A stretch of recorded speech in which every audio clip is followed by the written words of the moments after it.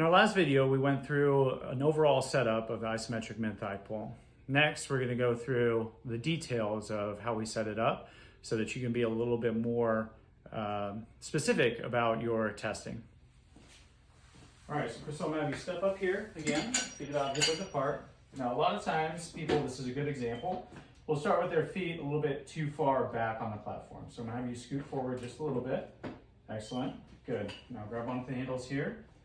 Now grip's up to you. Certainly sometimes grip can be a limitation with this test. If you find that's the case with your athletes, what you might try is either a mixed grip or even sometimes wrist wraps can be helpful for that part too.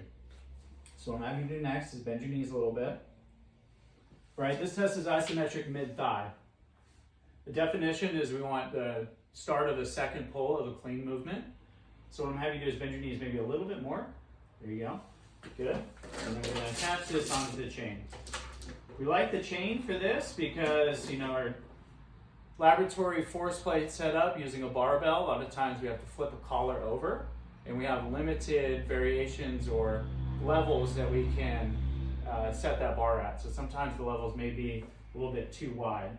For the chain, they're only about 1 inch apart. So I would say that link is probably a little bit too high for her. I'm going to hold the top part of the link, bend your knees a little bit more, put the hook in there, and then from here I'm going to turn the device on. Waiting to turn it on before you get the chain on there will automatically tear the device so that it subtracts the weight of the chain. We're going to push the start button. That primes the device, gets it ready to go. And what I'm going to do is I'm going to step on this front corner of the platform. Sometimes athletes will lean too far backwards. I'm also going to put my hand on her shoulder to make sure that she doesn't lean too far.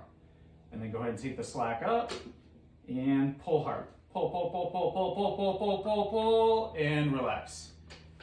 And then we can take this and it's all done.